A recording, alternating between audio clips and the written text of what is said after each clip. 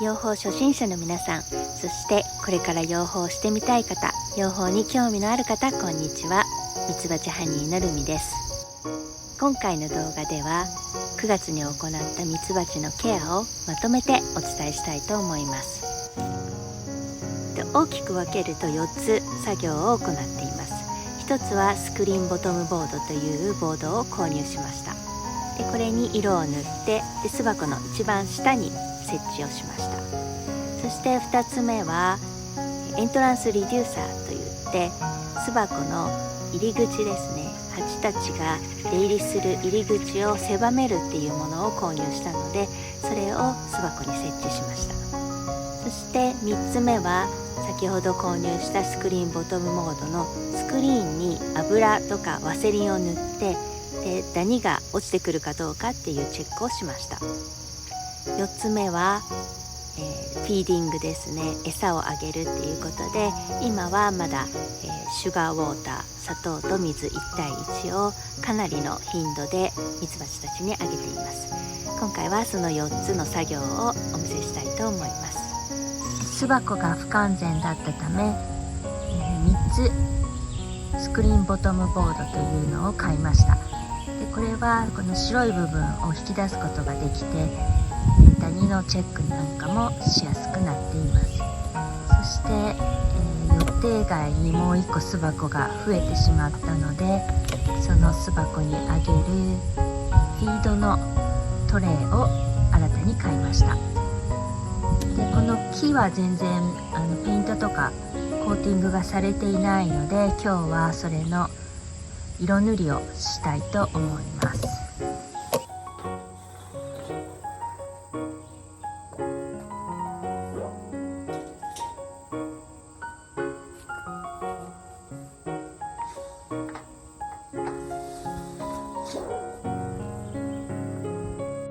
これが下地用のプライマーです。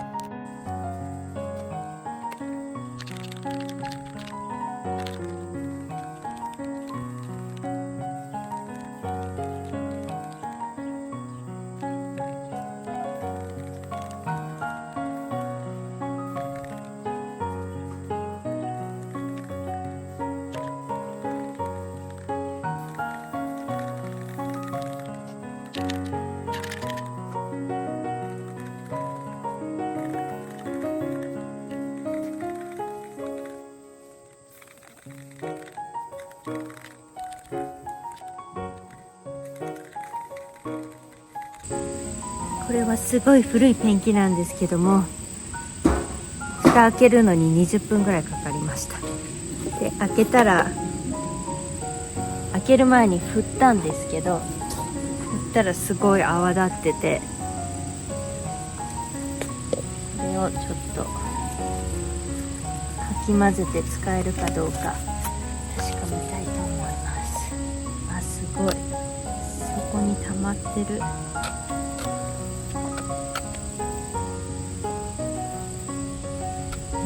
使えるのかなこれ。こ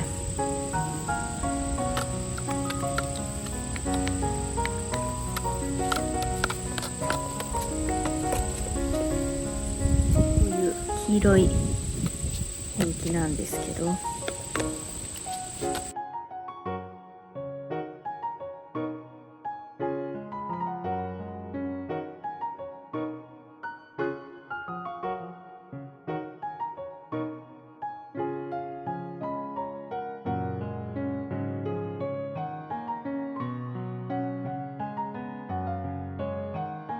片面乾かしたので、今度は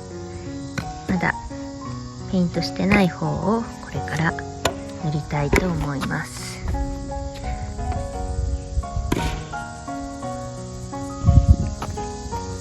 今日は晴れてるので30分ぐらいで乾いています。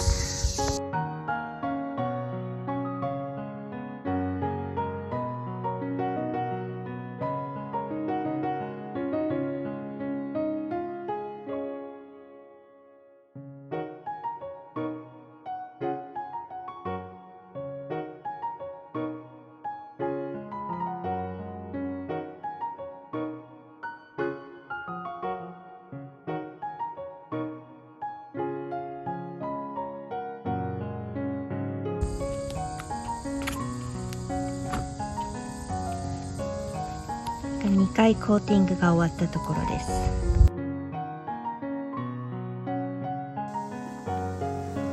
家に戻ってきました。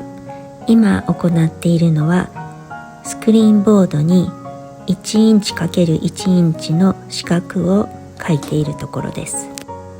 これはやらなくてもいいと思うんですけれども、後でこの上にワックスペーパーを乗せて、そしてバロアマイトというダニをモニタリングしようと思っているので、面積に対して何匹ダニがいるかっていうのが測りやすいかと思ってこの作業をしています。出来上がりました。このパネルをスクリーンのスロットの中に差し込みます。こんな感じで使うことになります。ここでなんと描いた絵が逆さまだということに気づきました。スクリーンボード3つが逆さまでした。とりあえず他のボードの線引きも終了させてしまうことにしました。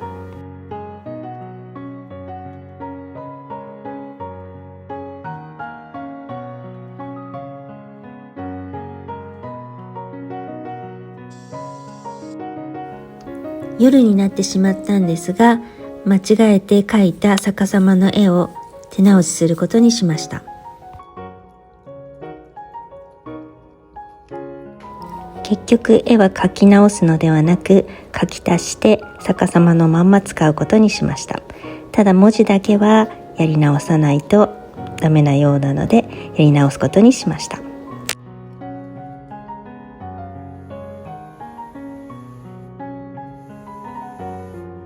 ミツバチたちは自分が住んでいる巣箱を見分けることができます。花粉を取りに行く仕事をする前に、まずオリエンテーションフライトというフライトをします。その時初めて巣箱の外に出て自分が住んでいた巣箱を見ることになります。天気のいい週末を選んで作業をします。この日は新しく買ったボードをこの巣箱の上に乗せるという作業をします。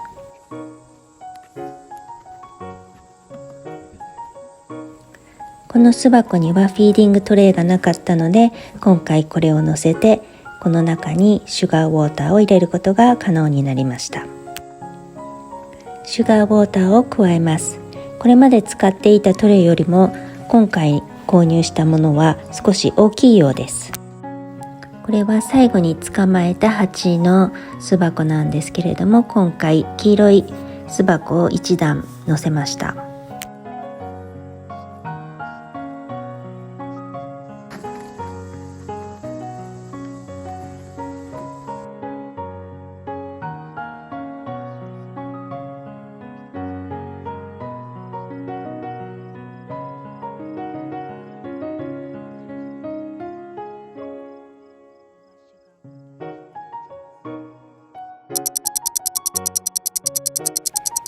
また1週間経ちました。この日に行うのはスクリーンボトムボードを巣箱に設置するという作業です。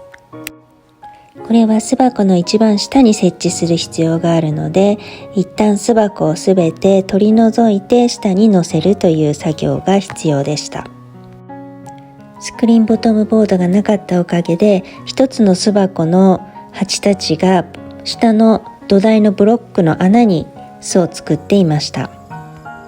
これで全ての巣箱に設置が完了しました。結構蜂が飛び回っているんですけれども、多分自分たちが見慣れた巣箱と違っているなっていうのがわかるんだと思います。これがエントランスリデューサーです。すでにあるものと比べて同じサイズのものを購入するようにしました。サイズもいくつかあったし、あといろんなタイプもあったので、自分の巣箱を見てどれが一番合うのかっていうのを検討しながら購入する必要があるなと思いました。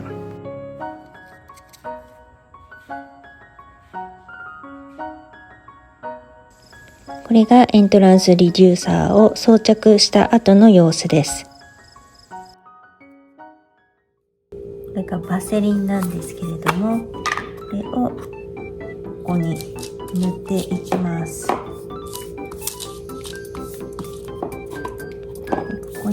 ックスペーパーを乗せて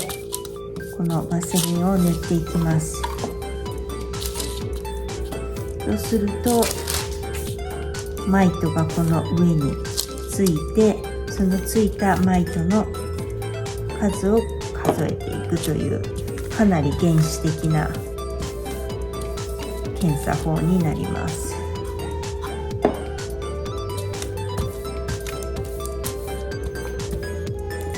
どれぐらい塗ったらいいのかわかんないんですけど、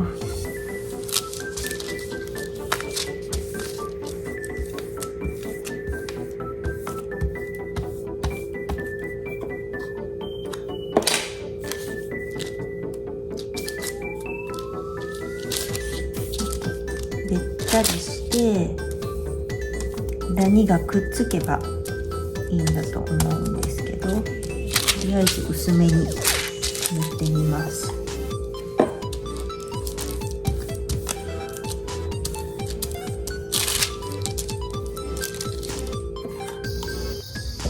今日は午前中にこのボトムのスクリーンボードっていうこれですね、これを入れたんですけれども、今日はあとこれにこのボードをスライドをするんですけれども、このパネルをで、ここには油みたいなのが塗ってあります。ワセリンですね、ワセリンが塗ってあるので、ここに入れて3日間チェックをします。そうすると、もしダニがいたら落っこってどれぐらいいるかっていうのを検査することができます。かなり原始的な方法になります。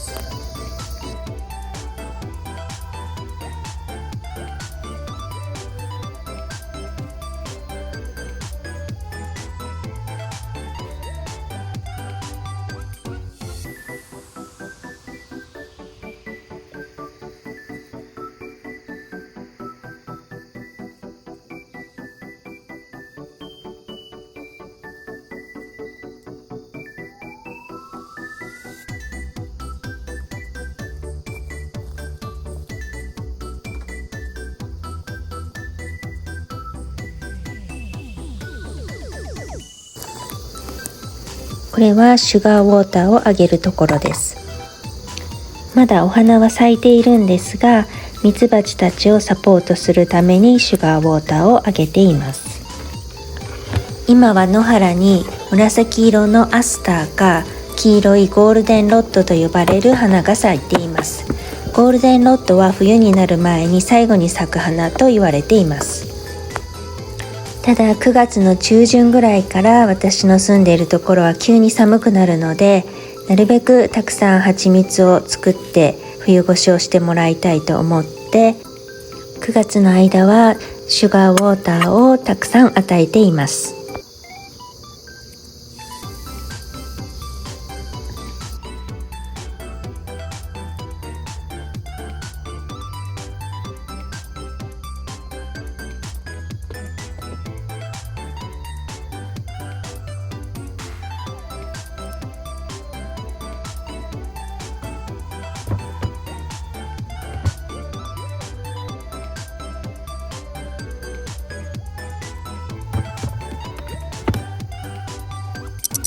チェックを始めてから3日経ちました。今私たちが探しているのはヘギイタダニというこのダニです。先月すでにフォーミックプロでダニの処理をしているせいもあるのかもしれませんが、今回はこのスティッキーボードの上に肉眼でダニの検出をすることはできませんでした。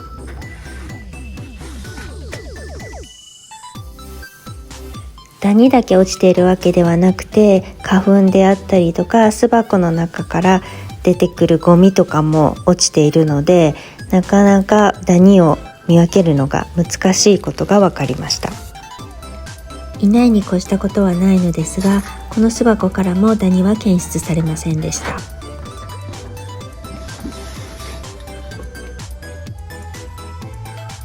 このボードなんですけれども、ボードの上にたくさん蜂が死んでいました。なぜ死んでいるかはわかりません。ただ、ダニが見つからなくてよかったです。今のところミツバチはみんな元気に飛び回っています。しばらくの間はシュガーウォーターを与えてモニタリングを続けていきたいと思っています。シュガーウォーターは引き続き1対1の割合で、気温が5度以下にならないようであれば、このまま上げ続けていきたいと思っています。以上が9月に行ったミツバチケアになります。冬越しを目指してこれからもミツバチの管理をしていきますので、チャンネル登録といいねボタンの方よろしくお願いします。それでは See you in the next video.